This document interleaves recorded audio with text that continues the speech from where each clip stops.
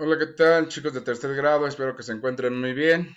Bueno, primero, como siempre, hacer mención que este video, como ya mencioné, es para los alumnos de tercero, segundo y primero. Chequen bien en la descripción de cada uno de los videos cuál corresponde a tu grado, ¿vale? Dicho esto, vamos a empezar, alumnos de tercero.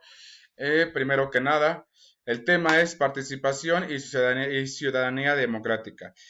Como vamos a hablar prácticamente de la conformación de un Estado laico, civil y democrático. ¿Estamos? De manera rápida, vamos a empezar y hablamos de la forma actual del Estado mexicano. ¿Cuál es la forma actual que tiene el Estado mexicano? Eh, es un conjunto de instituciones y órganos que desarrollan acciones para responder a los asuntos públicos. Primero, es un Estado democrático en la que se le permite a las personas o a la ciudadanía ejercer el voto o en el que se le dan opciones en el cual él considere cuál es la mejor para él y que considere que es la que va a responder a las necesidades que tiene como ciudadano o como población. ¿Vale? Lo que busca también el actual gobierno del Estado mexicano es que se garantice lo público en oposición de lo que es privado. Prácticamente que se garanticen servicios de salud gratuitos, que se garantice educación gratuita, que se garanticen servicios deportivos gratuitos, entre otras cuestiones que van a ir surgiendo a lo largo de las necesidades que muestre la ciudadanía o el Estado mexicano, ¿vale? Como que lo vuelvo a mencionar, es el conjunto de situaciones, condiciones y necesidades que comparten los habitantes de un territorio en particular. Prácticamente, dependiendo de la situación, como ya te mencioné, condición y la necesidad, es como va a responder y lo que se va a buscar precisamente es crear situaciones que, si bien formaban parte en algunos años de cuestiones privadas, pues que se dé la opción a las personas de poder acceder a estos servicios de manera pública. Claro ejemplo es la educación, como se puede entender que existen instituciones privadas que te brindan el servicio educativo, también existen escuelas o servicios públicos, que en este caso son las escuelas públicas. Um, y como vamos a decir, también el gobierno está eh, creado por ciertas instituciones que van a regular que precisamente se cree o se garantice que México es un país democrático, como es el Instituto Nacional Electoral, como es la división de los tres poderes, que va a ser precisamente ejecutivo, legislativo y judicial, que van a precisamente garantizar o distribuir el poder que podría tener el Estado de manera democrática o donde se va a buscar que sea la ciudadanía que tenga el poder y no el Estado en su totalidad. ¿Estamos? Bien. Ahora, características del Estado mexicano. ¿Qué características tiene México? Se caracteriza por ser laico. ¿Qué significa que sea laico? Sus decisiones y los actos que ejecuta son ajenos a cualquier doctrina religiosa. Anteriormente en nuestro país, hace ya unos años, pues México se independiza precisamente de la iglesia. La iglesia deja de tener poder en las decisiones que tenga el país. Prácticamente, si tú vas a una institución educativa, las instituciones educativas se caracterizan, son la mayor forma o mayor ejemplo de mostrarte que lo que tienen las instituciones, pues bueno, no puede haber una doctrina religiosa que tome decisiones. Si bien es cierto que en escuelas privadas, pues sí podrían ejercer o tener cuestiones religiosas, pero esa ya es decisión de cada persona elegir una doctrina religiosa o algo que, que tenga una connotación religiosa, ¿vale? Pero se supondría que toda decisión que tome el país no debería de estar asumida o tendría que tener intereses religiosos. Bien, democrático. ¿Por qué es democrático? Porque las representaciones de la ciudadanía son elegidos mediante votaciones y su actuar se regula por leyes. ¿Qué quiere decir? Que antes existía condiciones, ya lo habrás visto en las clases de historia, antes existía algo que se llamaba monarquía absolutista. que era un rey, que era elegido porque era descendiente de familia de reyes. Entonces, automáticamente se establecía sin que las personas o la ciudadanía pudiera votar por él, simplemente ya porque era derecho divino, porque era descendiente, como ya te había dicho, de reyes, pues ejercía ese poder y no podíamos hacer nada para poder elegirlo. Y todo lo que se decía o la que la monarquía decía o los reyes mencionaba era las decisiones que se debían de tomar. Cuando el país o el Estado o México decide crear una democracia, primero se revoca completamente a las monarquías, no existe una monarquía absolutista, no existe una monarquía constitucional tampoco. Con monarquía constitucional podemos hablar como la reina de Inglaterra, en donde siguen teniendo reyes, pero su poder se limita a dar opinión sobre lo que se podrían considerarse dentro de su país, por así decirlo. Están los reyes, pero son lo único que se les pide ya a ellos es opinión. Ya prácticamente no tienen poder sobre las decisiones que toma el país en cuestión de las necesidades que puede mostrar la ciudadanía. Y por último, civil. ¿Por qué México es un país con características civiles? Porque las personas que lo encabezan son ciudadanos que no pertenecen al ejército o a alguna organización militar. Prácticamente nuestro presidente no es alguien que perteneció al ejército o sea de una organización militar. Claro ejemplo fue en su tiempo como Stalin o, ¿cómo se llama? Hitler, que tenía cuestiones de organización militar o pertenecía a cierto grado del ejército y que precisamente tuvo una connotación distinta. Ahorita lo vamos a ver, ¿vale?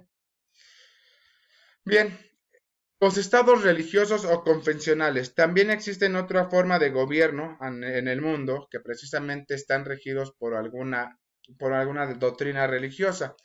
Se les conoce como religiosos o confesionales. Estos adoptan o van a adoptar, muchachos, una, una doctrina oficial o una religión oficial.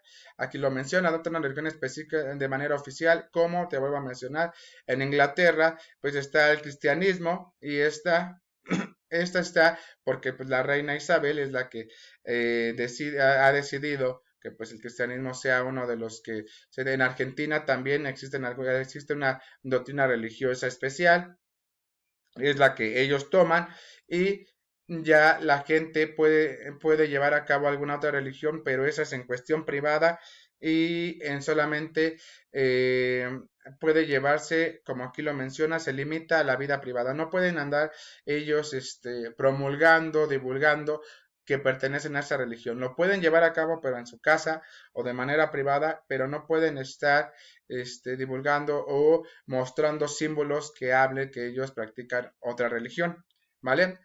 Eh, Forma parte de las costumbres, en ocasiones se establece en la constitución, como te dice, pues su costumbre es que ellos son cristianos, bueno, o los famosos musulmanes, bueno, la mayoría de los musulmanes establecen que esa es su religión y se lleva. En México no existe un estado religioso. Nosotros no somos un estado religioso. Tú me podrás decir, pero si la mayoría de nosotros es católico, como la imagen que te muestro ahí, sí, somos preferencialmente católicos, pero no tenemos una religión establecida, ni siquiera está en la Constitución, ¿vale? Como te vuelvo a decir, es soberano, se libra de todas esas religiones.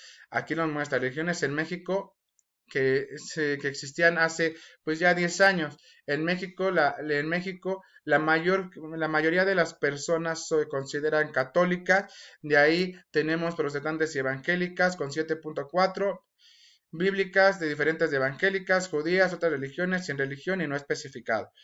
Volvemos a repetir, esta imagen es meramente informativa y nada más busca que entiendas que aunque tenemos mayor grupo de personas que son católicos, México no es un estado religioso.